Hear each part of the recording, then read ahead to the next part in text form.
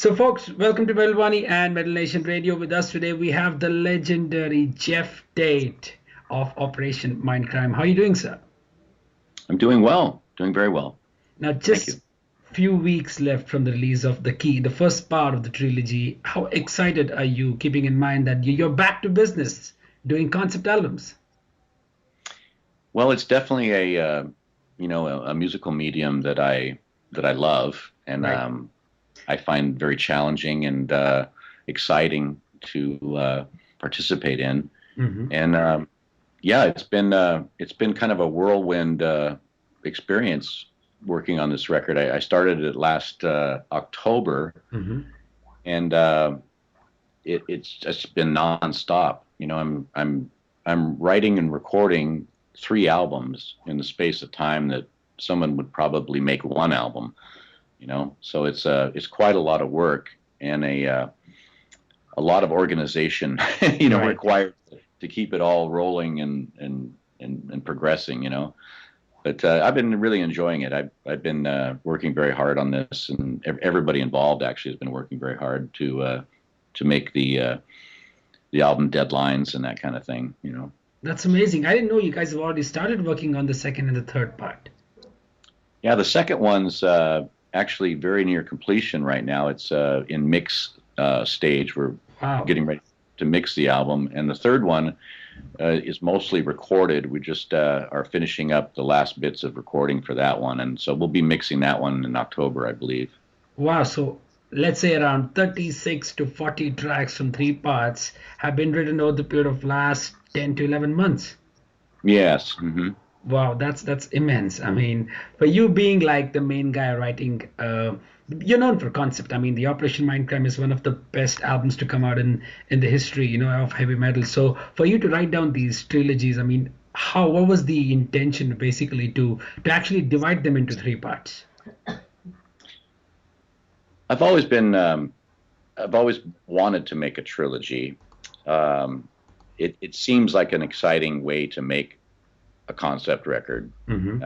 carry out a theme or an idea or a narrative, over 3 records. Is very challenging, and I just needed the story, and Hmm. so the story finally came to me as I was walking a hiking trail through Spain last year, Hmm. and on a hike, you walk 15 to 20 miles a day, and there's lots of time to think. And so I spent the time thinking and writing in my journal, and I wrote the story, Hmm. and then immediately started composing music for it when I got back home, and I just haven't stopped. It's just been kind of go go go. That you went on a hiking. So was that like an experience for you to basically, write something fresh, because you're always known to write concepts which are like, something very few people can come up with, has that skill of writing some amazing parts. So all the 3 parts were written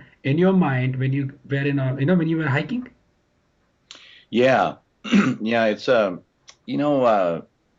writing a story is something that, for me at least, I don't know how it is for other people, but I once I have an idea about something, it's something that becomes very important for me to uh, work on, to expand on the idea, to Right. write all the different aspects to it, and I really enjoy that part of creating a story and then breaking it into outlines, defining who the characters are, the backstory of each character, Hmm. what their relationship with each other is, that kind of thing. What is their conflict? Is there not? Is there, just the complete characterization, I find to be incredibly challenging to do. Yeah. And then I also really love, setting that story into music and finding the right piece of music uh, to convey, what the Stories lyrics, about. what the story is about, what the lyrics are saying in that particular moment.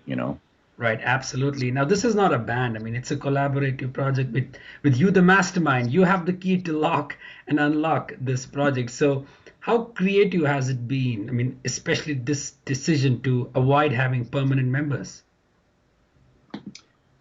Well, I wanted to have a project that was more of a an open project where people could get together and collaborate on an idea or a group of ideas, Hmm. and they weren't locked into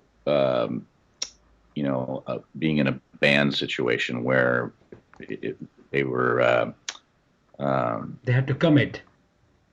yeah, yeah. I wanted to be able to work with a number of different people, Hmm. and typically the kind of musicians that I'd like to work with are people that work with a lot of different people as well. Right. So I find it to be very refreshing because everyone that comes into it has just been working with somebody else, and they bring their ideas and their experiences into my project, and it makes just that many more ideas, that come in, and then that you can work with. It's better to have too many ideas than not enough. Right, right. Definitely. Now, while listening to the key, it was pretty much evident to me that Jeff Tate can tell a story that turns people on, end and keeps them talking long after the music is stopped playing. So, was there an intention to basically leave that sort of a stamp on the mind of people to think about what the key is all about, and not just about music, but about conveying a message? Well, I think when you tell a story, it has to first follow some sort of narrative, Right. and secondly, I think you have to define personalities for the various characters so that an audience can relate to Relate that to. Hmm. character in some way. And I tend to be attracted to subject matter that is more in line with science and philosophy as my basis. Yeah. I'm really I'm really interested in the human story.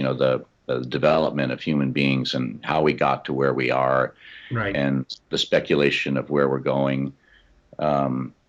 Anthropology, human evolution, these kind of things are incredibly interesting to me, and so they find their way into my work, this Right. subject.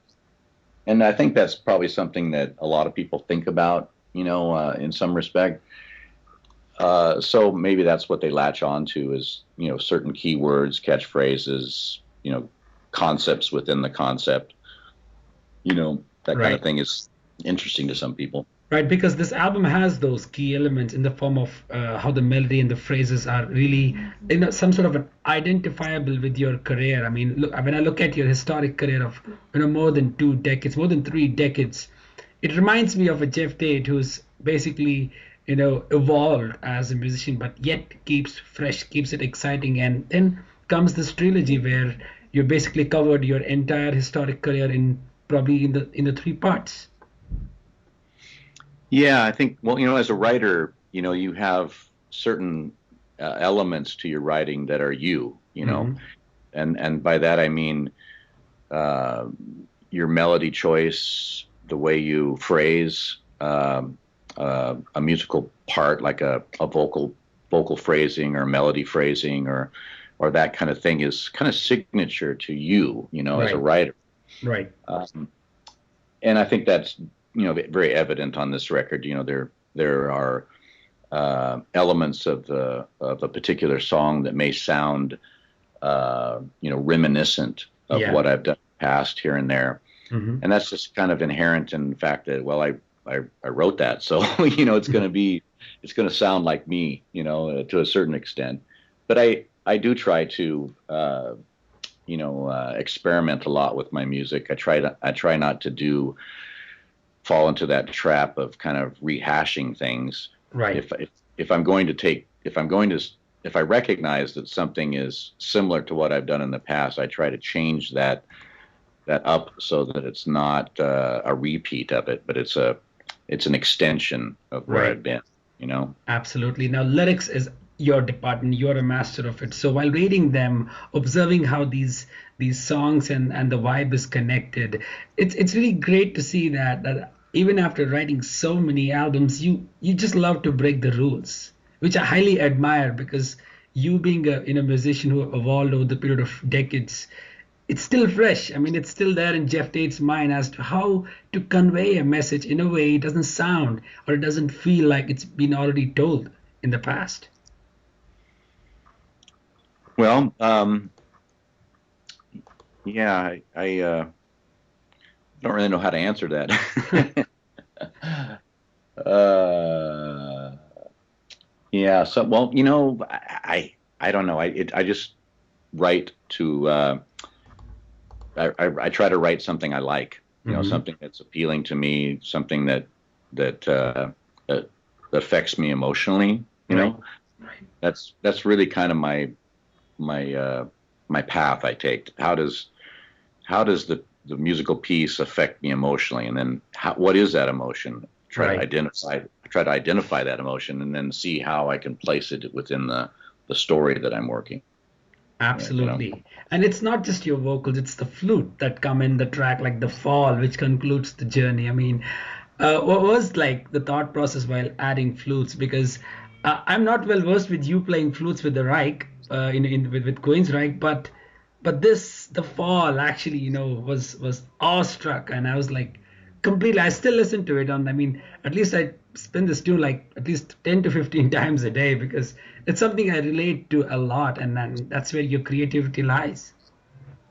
Oh, thank you. Yeah, I've listened to that song countless times too. that that was a that very that was a very challenging song to write. hmm It had a lot of different musical elements inherent in the different parts and pieces, and trying to make a cohesive piece of music in total out of that was very challenging. But I quite like that track a lot too. It's got a very it's actually kind of are you familiar with Miles Davis at Yep, all? yep. Yeah, I would say that track is very influenced by Miles Davis, melodically and tonally.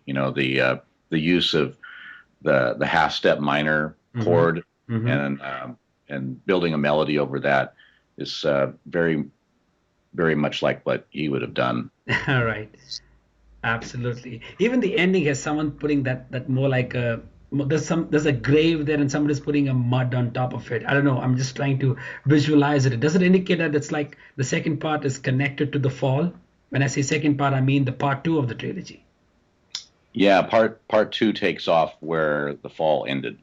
Yeah, Right. So that's like the entry point to the part two. it might be.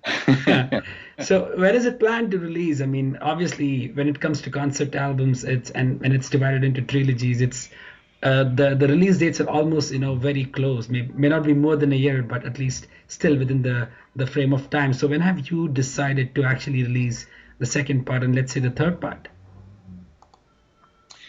Well, the when I approached the record company about this particular idea, they were very enamored with the idea. They liked the concept idea, Hmm.